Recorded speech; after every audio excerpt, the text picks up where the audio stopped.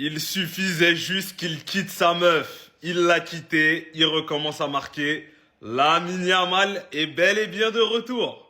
24 heures après avoir déclaré sa rupture, il aura fallu 9 minutes de jeu et on a un Lamine Yamal de retour. Comme c'est bizarre. Moi, je sais pas vous, mais on dirait que c'était la bonne décision. Depuis qu'elle était là, de toute façon, il n'était pas bon. Donc comme ça, au moins, c'est clair. Bon, on va pas s'enflammer non plus, parce que pour l'instant, il a toujours pas éliminé, etc.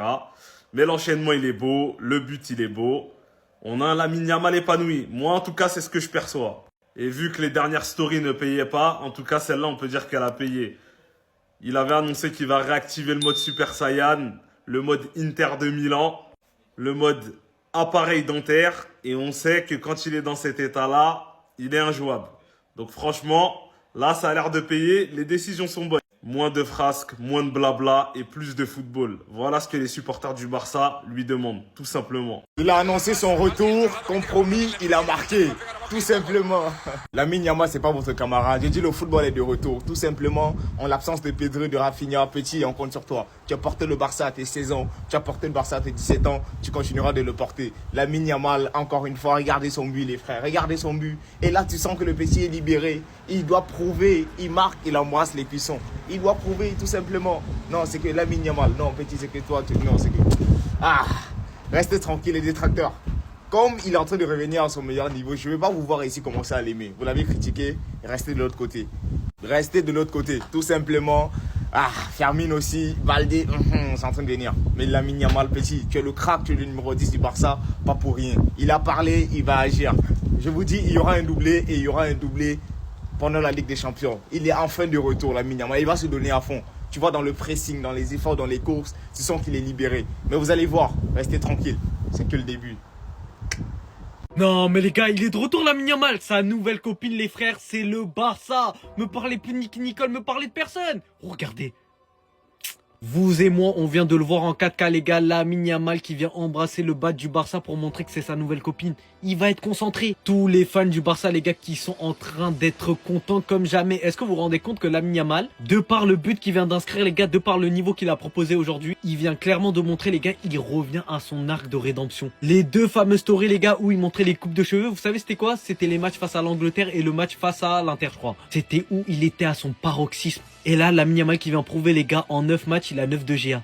7 passes D, 2 buts. Qu'est-ce que tu veux de plus? Tout le monde était là en train de le critiquer. J'étais le premier les frères. Et moi vous connaissez. Lamine Yamal c'est mon petit-fils. Dès le moment où il y a une petite pixe, moi je viens, j'annonce. Et là, quand je vois qu'il annonce la couleur, moi je suis content. Tant que Lamine Yamal existera le gars, le football existera. Bon j'abuse un peu tu connais. Mais en tout cas on doit le maxer. Parce que ce petit les gars n'a que 18 ans. Et regardez ce qu'il nous propose. Non en tout cas ça fait plaisir les frères. Que la fête commence les gars, qu'est-ce que ça fait plaisir de voir Fermin Lopez enchaîner, qu'est-ce que ça fait plaisir de voir Fermin Lopez être décisif à quasi tous les matchs, que ce soit par la passe ou bien par le but. Les 3 derniers matchs de Fermin Lopez, c'est 4 buts, 2 passes D. C'est un joueur qui par moment peut certes avoir du déchet, qui par moment fait certes pas le bon choix, mais c'est un joueur qui fait les efforts, c'est un joueur qui a quand même un gros volume de jeu, qui joue avec l'agnac et qui joue avec son instinct. Ce qu'il faut pas oublier les gars, c'est que Fermin Lopez c'est un joueur qui n'a pas terminé de progresser. Et c'est là où moi personnellement ça me rassure. Je sens qu'il y aura cette fois-ci une vraie concurrence entre Olmo et Fermin. Le message à Dani Olmo est clair. Si tu veux regagner ta place de titulaire, tu vas devoir bosser. Si tu veux regagner ta place de titulaire, tu dois être décisif et régulier comme Fermin Lopez.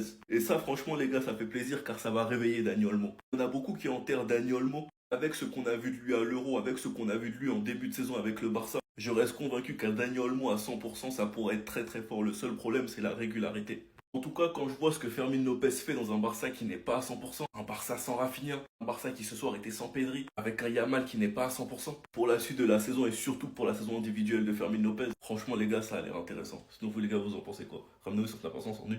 Triplé de Rafa Mir, c'est ce qu'on aurait pu prendre aujourd'hui. Victoire 3-1 du FC Barcelone face à Elche. Et franchement, le visage de l'équipe sans Pedri, il est mitigé. Franchement, il est mitigé. On finit le match sans la possession face à Elche. Et c'est vraiment pas pour ça, c'est vraiment pas comme ça que moi, je vois le FC Barcelone. Le plus important, c'est qu'on revient à 5 points du Real Madrid. C'est déjà ça.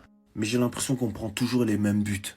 Heureusement qu'aujourd'hui, on a fait preuve d'un sacré réalisme. On a concrétisé presque tous nos tirs au cage. Pas nos actions, parce qu'il y a quand même des actions qui ont été sacrément vendangées. Mais j'ai quand même l'impression que le FC Barcelone prépare encore sa saison, pendant que les plus gros clubs d'Europe sont déjà partis au quart de tour. Lamine Yamal a montré un beau visage aujourd'hui, mais continue quand même à vendanger certaines actions qui peuvent paraître assez simples, surtout pour lui. Il est encore en décalage du niveau affiché, du niveau qu'il est censé afficher, et il n'est pas le seul. Je retiens quand même la bonne performance de ces deux gars qui commencent à monter en estime dans mon cœur de match en match, surtout Fermin. C'était Serginho do Brasil, et malgré quand même les beaux buts, on va dire, dites-moi ce que vous avez pensé de la performance en général de l'équipe. Bao! Vous avez la preuve devant vous. Qui va oser ne pas y croire maintenant là? De sa célébration. Il le cache même plus. Haaland n'en finit plus de scorer. Et ses buts, résument parfaitement sa célébration. Il descend dans son camp, servir de point d'appui pour ses coéquipiers. Pendant que tout le monde se demande ce qui se passe, aussitôt reparti en attaque. Par la passe, bien évidemment, de son apprenti extraterrestre, on va en parler juste après. Il reçoit le ballon, mais Haaland n'est pas comme tout le monde. Tu contrôles avec tes pieds, lui il contrôle avec sa tête. Maintenant il termine. Et là vous avez rien remarqué. Le deuxième but, regardez bien. Il est encore reparti d'aussitôt. Pendant que les défenseurs cherchent à comprendre, il est déjà lancé. En fait, ce mec c'est le buteur ultime.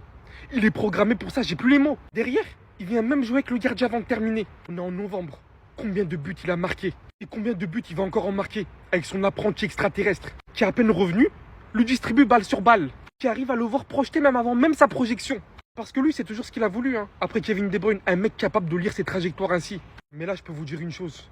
Le Ballon d'Or va être très serré cette saison. De match en match, Kane, Mbappé, Haaland, Kane, Mbappé, Haaland. Non, c'est trop les gars. Qu'est-ce qui va se passer?